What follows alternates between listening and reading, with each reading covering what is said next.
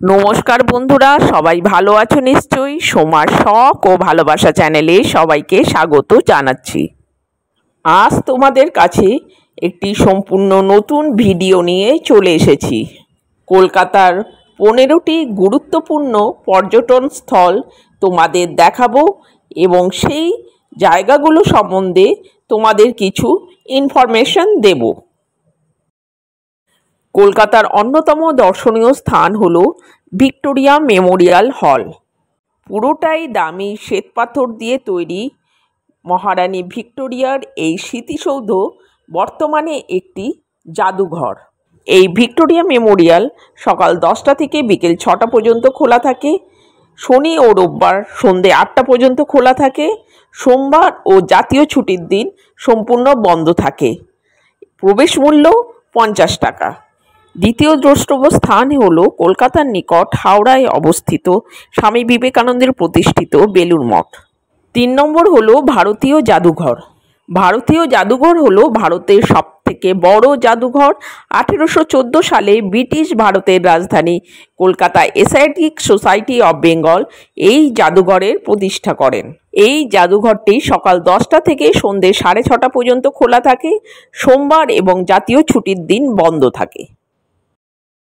কলকাতার আরেকটি অন্যতম দর্শনীয় স্থান হলো জোড়াসাঁকো ঠাকুরবাড়ি। কলকাতায় এসে জোড়াসাঁকো ঠাকুরবাড়ি না দেখলে কলকাতার দর্শন অসম্পূর্ণ থেকে যাবে। 1861 সালে আমাদের নোবেল পুরস্কার প্রাপ্ত কবি রবীন্দ্রনাথ ঠাকুর এই বাড়িতেই জন্মগ্রহণ করেছিলেন। তার শৈশব এবং যৌবনকাল অনেকটাই এই বাড়িতে কেটেছিল এবং 7ই আগস্ট 1941 সনে কবি এই বাড়িতেই মারা যান। বর্তমানে এটি একটি জাদুঘর। সকাল 10:30 থেকে বিকেল 5টা পর্যন্ত খোলা থাকে। সোমবার ও ছুটির দিন বন্ধ থাকে। পরের দর্শনীয় স্থান হলো Swami Vivekananda ancestral house and museum. Ramakrishna mission স্বামী বিবেকানন্দের পূর্বপুরুষের এই বাড়ি বর্তমানে একটি জাদুঘর। এই বাড়িতে স্বামী বিবেকানন্দ 1863 সালে 12ই জানুয়ারি জন্মগ্রহণ করেছিলেন। এই বাড়িতেই স্বামী বিবেকানন্দের শৈশব ও যৌবনকাল কেটেছে। সকাল 10টা থেকে 12:30 পর্যন্ত খোলা থাকে এবং বিকেল 2টো থেকে 5টা পর্যন্ত খোলা থাকে। সোমবার ও জাতীয় ছুটির দিন বন্ধ থাকে। কলকাতার আরেকটি অন্যতম দর্শনীয় স্থান হলো পরেশনাথ জৈন মন্দির। 1867 সালে বদ্রীদাস নামে জনৈক মারোয়াড়ি শ্রীমল জৈন এই মন্দিরটি তৈরি করেছিলেন। মন্দিরের প্রতিষ্ঠান কার্য সম্পন্ন করেছিলেন শ্রী কল্যাণ সুরেশ্বরজি মহারাজ। পরেশনাথ মন্দিরের ভেতরে মোট 4টি মন্দির আছে: শীতলনাথজি মন্দির, চন্দ্রপ্রভুজি মন্দির, মহাবীর স্বামী মন্দির, দাদোয়ারি মন্দির। সকাল 6টা থেকে 12টা পর্যন্ত এই মন্দির খোলা থাকে, আবার বিকেল 3টে থেকে 7টা পর্যন্ত এই মন্দির খোলা থাকে। কলকাতার আরেকটি অন্যতম দর্শনীয় স্থান হলো দক্ষিণ কলকাতার ভবানীপুর অঞ্চলে লালা লাজপত রায় রোডে অবস্থিত নেতাজি ভবন। এখানে ভারতীয় জাতীয়তাবাদী নেতা সুভাষচন্দ্র বসুর জীবন ও কর্ম নিয়ে গবেষণা চলে। 1909 সালে সুভাষচন্দ্রের বাবা জানকীনাথ বসু এই বাড়িটি তৈরি করেছিলেন। বর্তমানে নেতাজি রিসার্চ ব্যুরো এই বাড়ির মালিক। এখানে একটি জাদুঘর আছে। সকাল 11টা থেকে বিকেল 4:30 পর্যন্ত খোলা থাকে। টিকিট কাউন্টার 4:15 বন্ধ হয়ে যায়। সোমবার ও জাতীয় ছুটির দিন এই জাদুঘর, নেতাজি ভবন সম্পূর্ণরূপে বন্ধ থাকে। দক্ষিণ কলকাতায় আরেকটি অন্যতম দর্শনীয় স্থান হল স্বামী নারায়ণ মন্দির। এটি ডায়মন্ড হারবার রোডের ওপর জোকা পৈলানের কাছে অবস্থিত। এবার কলকাতার আরেকটি দর্শনীয় স্থান হল বিড়লা প্ল্যানেটোরিয়াম। এটি একটি মহাকাশ চর্চা কেন্দ্র ও প্ল্যানেটোরিয়াম জাদুঘর। এটি বৌদ্ধ সাঁচি স্তূপের আদলে তৈরি একতলা ভবন। এই তারামণ্ডলে হিন্দি, বাংলা ও ইংরেজি শো দেখানো হয়। হিন্দি শোয়ের টাইম হলো দুপুর 12টা দুপুর 2টো এবং বিকেল 4টে। বাংলা শোয়ের টাইম হলো বিকেল 3টে ও 5টায়। ইংলিশ শোয়ের টাইম হলো দুপুর 1টা ও বিকেল 6টায়। এবার বলবো কলকাতার আরেকটি অন্যতম দর্শনীয় স্থান হলো বিড়লা প্ল্যানেটোরিয়ামের পাশে সেন্ট ক্যাথিড্রাল চার্চ। এই গির্জাটি গথিক স্থাপত্যের একটা উল্লেখযোগ্য নিদর্শন।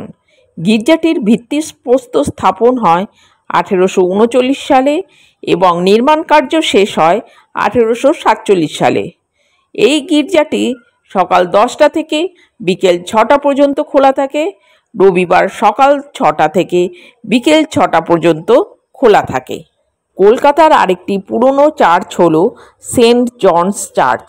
এটি ব্রিটিশ ইন্ডিয়া কোম্পানির দ্বারা স্থাপিত ভবনগুলির মধ্যে একটি। এটা রাজভবনের উত্তর পশ্চিম কোণে অবস্থিত। 1784 সালে এই চার্চটির নির্মাণ কার্য শুরু হয়েছিল। এখানে কলকাতার প্রতিষ্ঠাতা জব চার্নকের সমাধি রয়েছে। এবার বলবো ইকো পার্ক কলকাতার কথা। নিউ টাউনে অবস্থিত এটা একটা খুব বড় পার্ক। এই পার্কের প্রবেশ মূল্য 30 টাকা। এই পার্ক গরমকালে দুপুর 2:30টা থেকে সন্ধ্যে 8:30 পর্যন্ত খোলা থাকে। রবিবার দুপুর 12টা থেকে সন্ধ্যে 8:30 পর্যন্ত খোলা থাকে। সোমবার সম্পূর্ণ বন্ধ থাকে। ইকো পার্কে মোট 6টি গেট আছে। 4 নম্বর গেটে রয়েছে বিশ্বের সপ্তাশ্চর্যের প্রতিরূপ। কলকাতা আরেকটি অন্যতম দর্শনীয় স্থান হলো মার্বেল প্যালেস। 1835 সালে ধনী বাঙালি বণিক রাজা রাজেন্দ্র মল্লিক এই মার্বেল প্যালেস তৈরি করেছিলেন। এই মার্বেল প্যালেসে ভারতের প্রথম চিড়িয়াখানা রয়েছে। এই মার্বেল প্যালেস সকাল 10টা থেকে বিকেল 4টে পর্যন্ত খোলা থাকে। বৃহস্পতিবার ও ছুটির দিন বন্ধ থাকে। এবার বলবো প্রিন্সেপ ঘাট ও বাবুঘাটের সন্ধ্যা আরতি। বিভিন্ন ঋতুতে বিভিন্ন সময়ে এই সন্ধ্যা আরতি বাবুঘাটে হয়। খুব সুন্দর এই সন্ধ্যা আরতি। কলকাতার আরেকটি অন্যতম দর্শনীয় স্থান হলো দক্ষিণ কলকাতায় অবস্থিত রবীন্দ্র সরোবর। এই কৃত্রিম হ্রদটি দক্ষিণ কলকাতার ফুসফুস বলা হয়। 1920 সালে কলকাতা মহানগরীয় উন্নয়নের দায়িত্বে নিয়োজিত কলকাতা ইমপ্রুভমেন্ট ট্রাস্ট 192 একর জলা জঙ্গলময় জমি অধিগ্রহণ করেন। এই সময় একটি বড় হ্রদ খননের কাজ শুরু হয়। এর নাম ঢাকুরিয়া লেক। পরে 1958 সালে নোবেল বিজয়ী বাঙালি সাহিত্যিক রবীন্দ্রনাথের নাম অনুসারে এই হ্রদের নামকরণ করা হয় রবীন্দ্র সরোবর। কলকাতার 15টি দর্শনীয় স্থান ভিডিওর মাধ্যমে তোমাদের দেখালাম এবং এই স্থানগুলি সম্পর্কে কিছু কথা বললাম। শুধু সায়েন্স সিটি এবং নিকো পার্কের ভিডিও ও ছবি না থাকায় ওই দুটি জায়গা তোমাদের দেখাতে পারলাম না। কলকাতার এই সমস্ত দর্শনীয় স্থান আমি ডেসক্রিপশন বক্সে লিংক দিয়ে দিলাম। এগুলো আমি ইউটিউব চ্যানেলে তোমাদের দেখিয়ে দিয়েছি। যারা দেখোনি এই লিংকের মাধ্যমে পুরো তথ্য জেনে যাবে এবং জায়গাগুলো দেখতে পাবে বিস্তারিত সহকারে। বন্ধুরা, তোমরা যারা আমার এই ভিডিওটা দেখছো লাইক কমেন্ট করে দিও।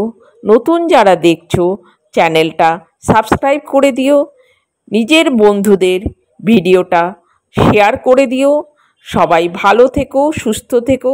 শীঘ্রই আবার দেখা হবে কোনো একটা নতুন ভিডিওতে।